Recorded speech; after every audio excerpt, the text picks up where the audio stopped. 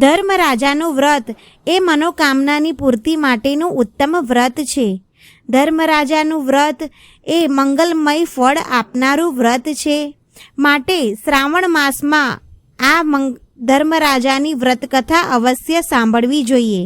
સાંભળવા માત્રથી વ્રતનું ફળ મળે છે. આ માસ ભગવાન શ્રી હરિ વિષ્ણુને સમર્પિત છે. માટે આ માસ દરમિયાન જપ, તપ, દાન, પુણ્યના ફળની પ્રાપ્તિ થાય છે. તો ચાલો મિત્રો, આપણે સાંભળીએ ધર્મરાજાની વાર્તા. રામપુર નામના એક ગામમાં એક ગરીબ બ્રાહ્મણ રહેતો હતો. તે બ્રાહ્મણને 2 દીકરા અને 1 દીકરી હતી. ઘરમાં ચારેય ખૂણે ગરીબાઈ વ્યાપી ગઈ હતી. છતાં આ કુટુંબ ઘણું નીતિમાન હતું. રોજ એક અતિથિ જમાડ્યા વગર અન્નનો દાણો મોંમાં મૂકતા નહીં, એવી તેમની ટેક હતી. એવો તેમનો નિયમ હતો. જો કોઈ અતિથિ ના મળે તો ચકલાને ચણ અને ગાયોને ઘાસ નાખી પછી જ તેને જમવું, તેવી તેઓ લોકોની ટેક હતી. તેઓ ખૂબ જ નિરાધાર સ્થિતિમાં જીવી રહ્યા હતા. છતાં અત્યાર સુધી તેઓ આ નિયમને કોઈ દિવસ ચૂક્યા નહીં. બાપની ગરીબાઈથી ગળે સુધી આવીને દીકરાઓ જુવાન થયા અને તેમને વિચાર્યું કે આપણે પરદેશ કમાવવા જઈએ. અહીં બેસી રહીશું તો આપણી પરિસ્થિતિ સુધરશે નહીં. આમ વિચારીને બંને દીકરાઓ પરદેશ કમાવવા ચાલી નીકળ્યા. ઘરમાં માત્ર બ્રાહ્મણ અને ભગવાનને પણ ગરીબ બ્રાહ્મણની કસોટી કરવાનું મન થયું હોય તે પ્રમાણે બારે મેઘ તૂટી પડ્યા. ચારે બાજુ જળબંબાકાર થઈ ગયું. ભયંકર વરસાદમાં કોણ બહાર જવા નીકળે? આવા વરસાદમાં આંગણે અતિથિ આવવાની તો વાત દૂર રહી, પણ ચકલુંય ફરકતું ન હતું.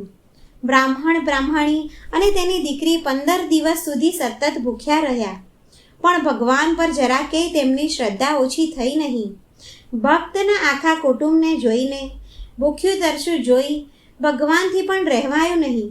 હવે ભગવાન વિષ્ણુ અને દેવી લક્ષ્મી હંસ અને હંસનીનું રૂપ ધારણ કરીને ઉડતા ઉડતા બ્રાહ્મણના આંગણે આવ્યા. હંસ અને હંસનીને આંગણે આવેલા જોઈને 3 જણા રાજી રાજી થઈ જાય છે. તેમને ખોબો ભરીને જાર નાખી. તે હંસ અને હંસનીએ એકેય દાણો ખાધો નહીં. આથી 3 જણા નિરાશ થઈ ગયા. દીકરી તો હાથ જોડીને હંસ અને હંસનીને વિનવવા લાગી.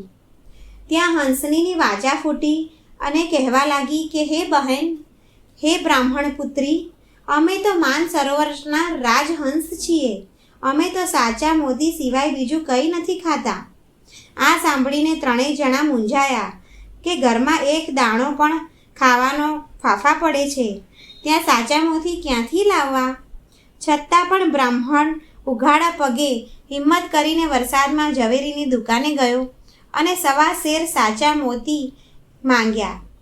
ઝવેરી તો બ્રાહ્મણની વાત સાંભળી ખૂબ જ અચરજ પામ્યો.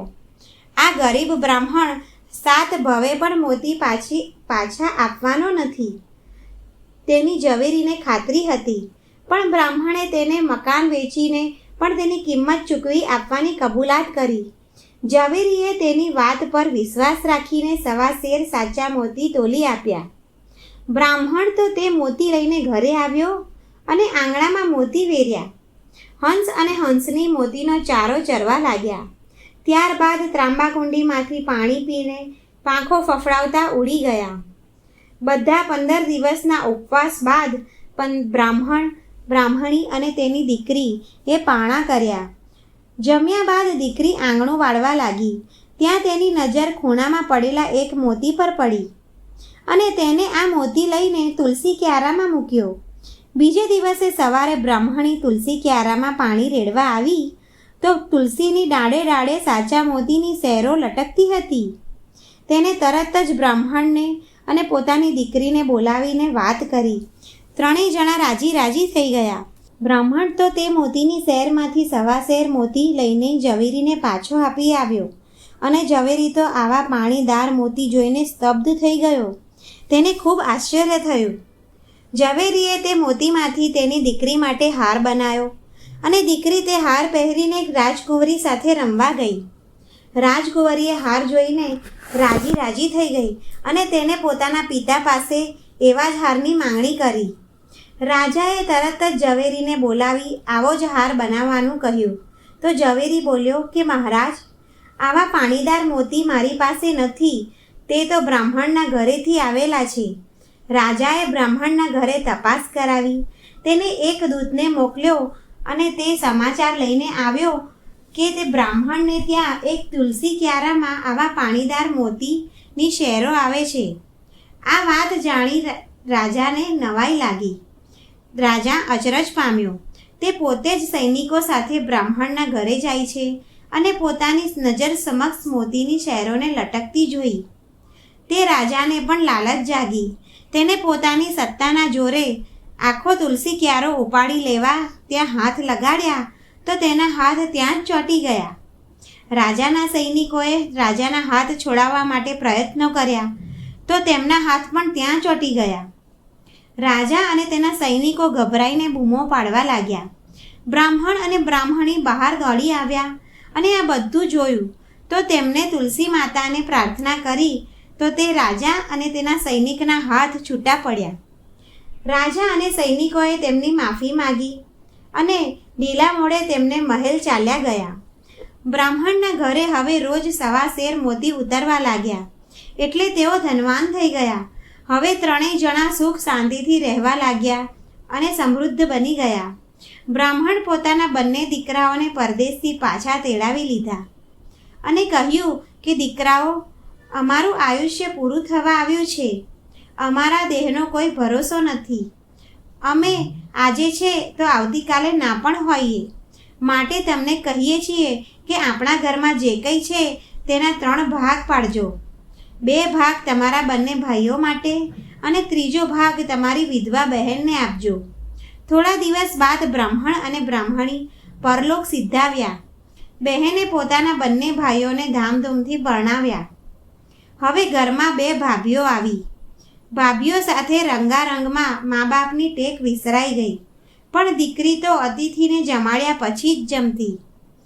તેમના ઘરે રોજ તુલસી ક્યારે મોતી ઉગે અને હવે બંને ભાભીઓને આ ગમતું નહીં. તેઓ વિચારે છે કે ખાય છે આપણી સાથે અને તેનો ભાગ અલગ. એક દિવસ મોટી ભાભીએ મોતીના ભાગ પડતા હતા ત્યારે વચમાં બોલી કે તમારી બહેન દરરોજ 3જો ભાગ લે છે અને તેમને રોટલો ટીપીને અમારે આપવાનો, અમારે ખવડાવવાનો. જો 3જો ભાગ લેવો હોય તો તે જુદા રહે. ભાભીના આવા કડવા વચનો સાંભળીને વિધવા બહેનને ઘણું દુઃખ થયું. તે તો અલગ રહેવા લાગી. તે મા બાપની ટેક પ્રમાણે અતિથિને જમાડ્યા પછી જ જમતી અને પ્રભુ ભજનમાં પોતાનો સમય પસાર કરતી. એક દિવસ વિધવા બહેનને ખૂબ જ તાવ ચડ્યો. 2 દિવસ સુધી તે ખાટલામાં સૂતી રહી અને તે એકલી ભૂખી તરસી પડી રહી. 3જા દિવસે બંને ભાઈઓ તેને મળવા આવ્યા પણ તેઓ આવીને જોવે છે તો ખાટલામાં બહેનનું શબ પડેલું હતું. બંને ભાઈઓ હવે પોક મૂકીને રડવા લાગ્યા. ભાભી દેખાવ ખાતર આવી અને રડવાનો ઢોંગ કરવા લાગી. હવે આ બહેનનો આત્મા ઘણો પુણ્યશાળી હતો. ગાયના દાનના પ્રતાપે તે પલકારે વેતરણી તરી ગઈ. જોડા ચંપલના દાનના પ્રતાપે તે કાંટાળા વનને પણ પાર કરી લીધા.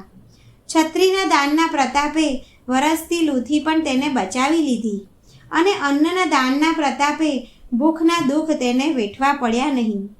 વસ્ત્રના દાનના પ્રતાપે લોખંડના ધગધગતા થાંભલાથી બચી ગઈ. આમ સર્વ વિઘ્નોને ઓળંગીને બહેન તો ધર્મરાજાના દરબારમાં પહોંચી. ત્યારે ધર્મરાજા કહેવા લાગ્યા કે હે દીકરી, તે અઢળક પુણ્ય સિંચિત કર્યું છે પણ મારું વ્રત કર્યું નથી. તેથી તારે પૃથ્વીલોક પર પાછા જવું પડશે. તો બહેન બોલી કે તમારું વ્રત કઈ રીતે કરવું એની વિધિ બતાવો. ત્યારે ધર્મરાજા બોલ્યા કે મારું વ્રત 6 મહિનાનું છે. આ વ્રત ઉત્તરાયણના દિવસે શરૂ કરવું. સ્નાન કરી શુદ્ધ થઈ પાટલા પર મારા નામનો દીવો કરવો. હાથમાં ચોખા રાખી વાર્તા સાંભળવી. કોઈ વાર્તા સાંભળનાર ન હોય તો ઉપવાસ કરવો. 6 માસ પૂરા થાય ત્યારે વ્રતનું ઉજવણું કરવું. યથાશક્તિ પ્રમાણે બ્રાહ્મણોને દાન આપવું. પછી 1.25 શેર ઘીની સુખડી કરી તેના 4 ભાગ પાડવા.